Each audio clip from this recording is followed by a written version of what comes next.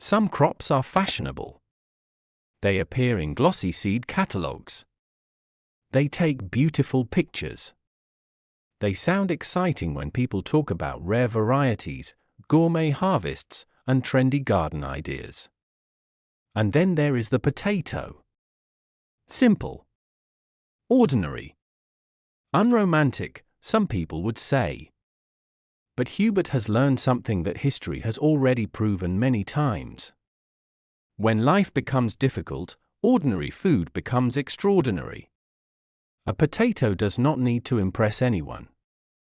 It does not need to look exotic. It does not need a marketing campaign. Because its value is not based on appearance. Its value is based on something much more important. It feeds people. Really feeds them. Not with a handful of leaves. Not with a garnish. Not with one beautiful fruit every now and then. But with real substance. Real energy.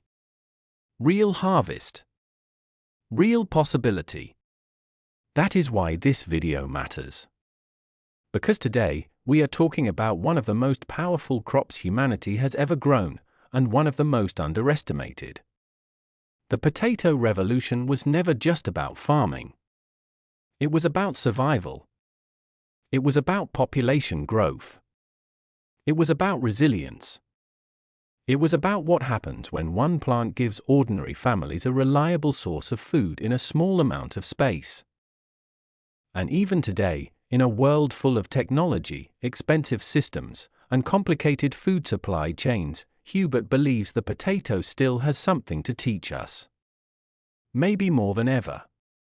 Today, we are going to look at why potatoes changed history, why they still matter for backyard food security, and why one crop, humble as it may seem, can make the difference between a decorative garden and a garden that truly feeds people. So let's begin with a deeper question. How can one simple crop save millions? When Hubert says of potato revolution, he is not talking about hype. He is talking about what happens when a crop becomes powerful enough to change daily life for ordinary people.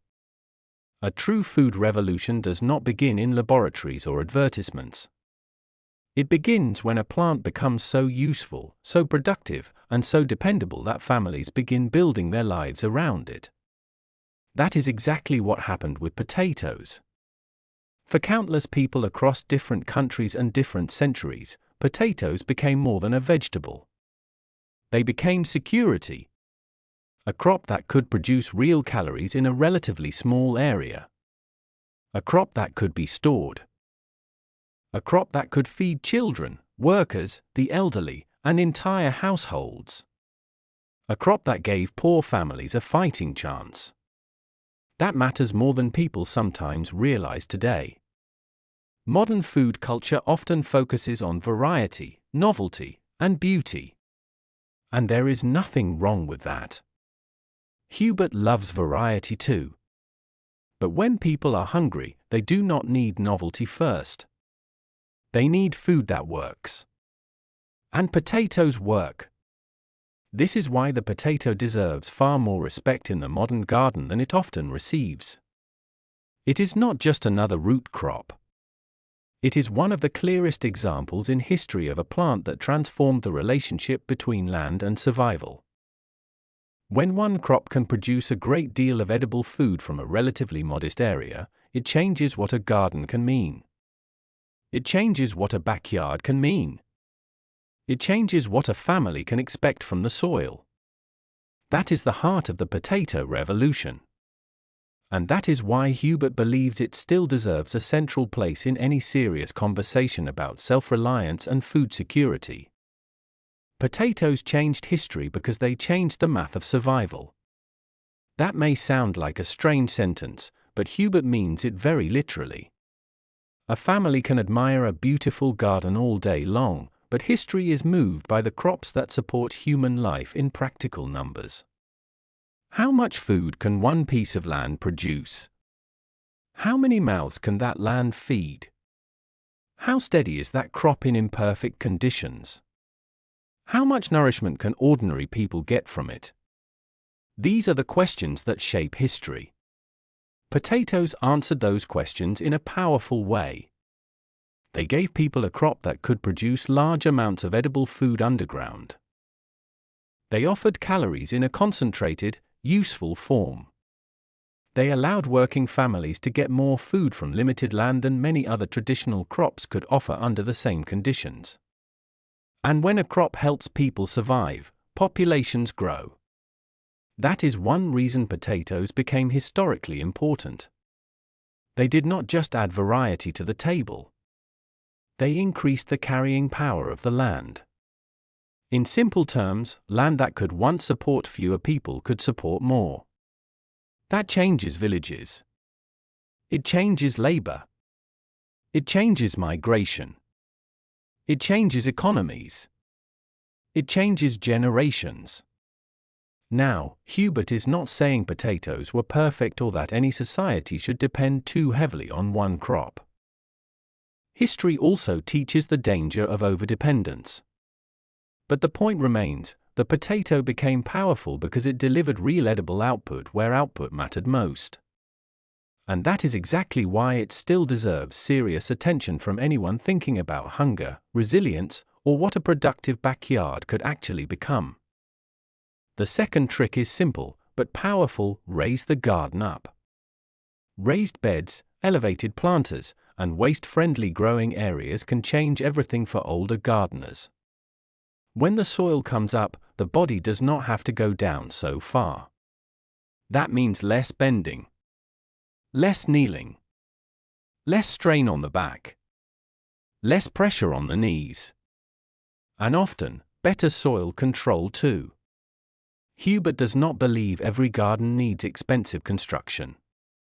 Raised growing space can be made from many materials: wood, blocks, trough-style planters, sturdy containers, even simple framed beds built higher than the surrounding ground. The point is not to look fancy. The point is to make harvest easier. If you are still reaching deep to the ground for every herb, lettuce leaf, beet, or onion, you are spending body energy that could have been saved by design. And good design keeps paying you back every season. The third trick is to stop building beds you cannot comfortably reach across. A lot of gardeners make this mistake. The bed looks nice. It holds a lot of soil. It seems efficient. But if you have to stretch too far, lean too much, or step awkwardly to reach the center, then every harvest becomes harder than it should be. Hubert prefers narrower beds that can be reached from both sides. This does two things. It makes planting and harvesting easier. And it protects the soil from being stepped on. Once you have to climb into your own bed to reach things, the design is already working against you. A garden should invite easy care, not awkward reaching. The fourth trick is mulch. Mulch is one of Hubert's favorite senior gardening tools because it quietly replaces work. A good layer of mulch helps hold moisture. It reduces weed growth. It softens the soil surface. It keeps roots more stable. And over time, it often helps the soil itself become better. That means less watering, less weeding, less hard crust on top of the ground, and less frustration. Straw, shredded leaves, compost, pine needles in some settings, and other suitable materials can all help depending on the crop and climate. Hubert sees bare soil as a sign that extra work is coming. When the soil is left exposed, weeds move in, water escapes faster, and the surface hardens. Mulch is not laziness. Mulch is wisdom.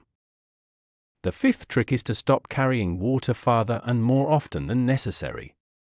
Watering should not become a daily punishment. Hubert recommends drip systems, soaker hoses, watering wands with good reach, and grouping thirsty plants together so water use becomes more efficient. If the same gardener is carrying the same heavy watering can across the same long yard every hot afternoon, the garden design is asking too much. This is where simple systems matter. A timer. A hose laid correctly. A rain barrel in the right place. A watering wand that lets you stay more upright. None of these things are dramatic. But they protect energy, and protected energy means longer gardening years. The sixth trick is to let the garden remember for you. Perennial crops come back. That means less replanting, less soil disturbance, less annual starting over, and often less effort for steady rewards. Chives. Sorrel. Asparagus. Rhubarb. Berry bushes. Herbs. Fruit trees suited to containers or small spaces. Even certain long-lived greens in mild climates. Hubert loves annual vegetables too, but a senior garden becomes more powerful when part of it wakes up on its own. A garden that returns each spring with food already in place feels different. It feels like help. The seventh trick is to choose crops that forgive small mistakes. Every garden has weather shifts. Busy weeks. Missed watering. Unexpected heat. A little neglect now and then. That is normal. So Hubert recommends crops that still give you something even when conditions are not perfect. Bush beans. Herbs. Chard. Loose leaf lettuce. Zucchini if space allows. Chives. Cherry tomatoes with support. Green onions. Kale in the right season. A forgiving garden is a kinder garden. And kindness matters more as the years go on. The eighth trick is proximity. Put the crops you use most often closest to the door. Herbs near the kitchen. Salad greens near the walkway. Daily harvest vegetables where you pass naturally. This may sound small, but it changes behavior. When the crop is close, you harvest it more. When it is far, you postpone it. And postponed harvest often becomes wasted harvest. Hubert calls this the lazy distance rule. If it is too far away, even a useful crop may be neglected. So keep the most used foods near the easiest path.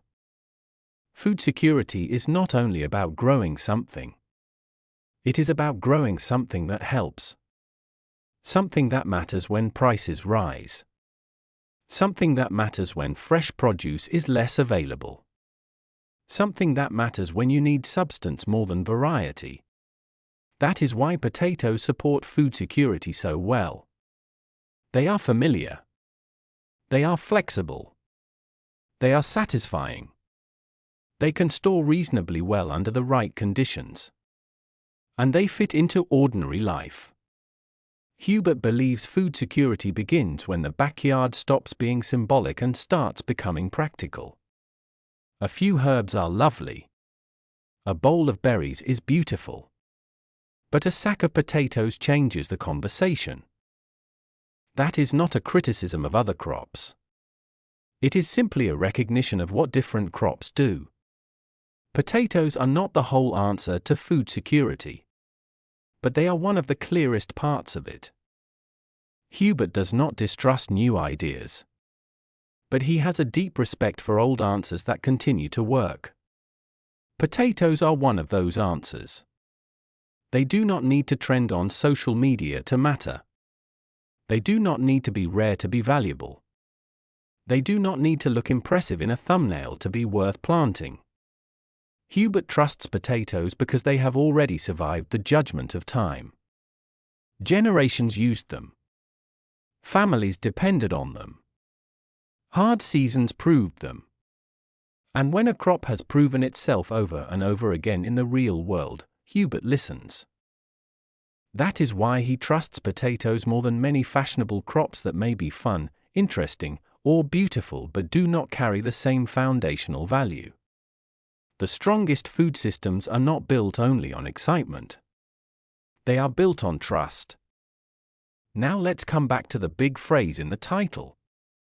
How can one crop save millions? Hubert does not mean that potatoes are some magical single solution to global hunger. That would be too simplistic. But he does mean this.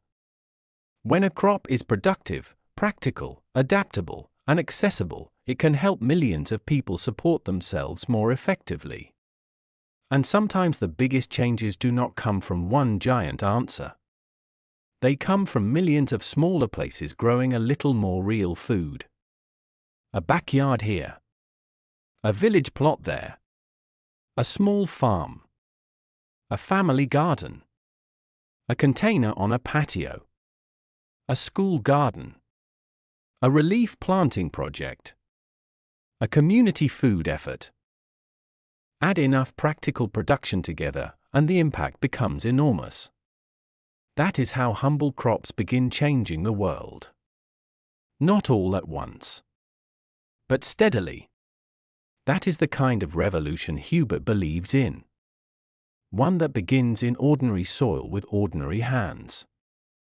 If Hubert were helping an ordinary family start with potatoes, he would keep the plan simple. Not huge. Not complicated. Not expensive. Just enough to matter. Choose a reliable variety. Prepare one good bed, a few grow bags, or both. Use clean planting material. Keep the soil loose. Mulch or hill as the plants grow. Water consistently. Watch for problems early. And harvest patiently.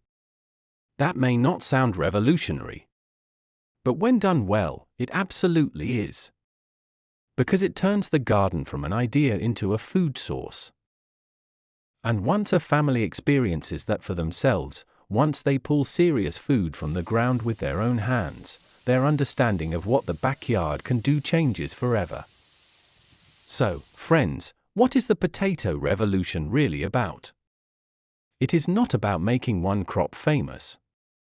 It is about remembering what truly matters in a food garden. A meaningful crop does more than grow. It feeds.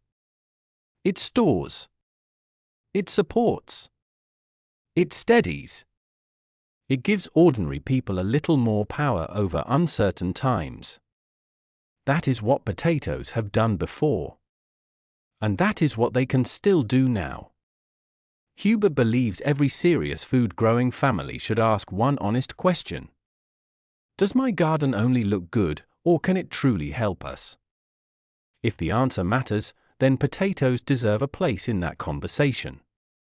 Not because they're glamorous, but because they are real. And sometimes real is what saves people.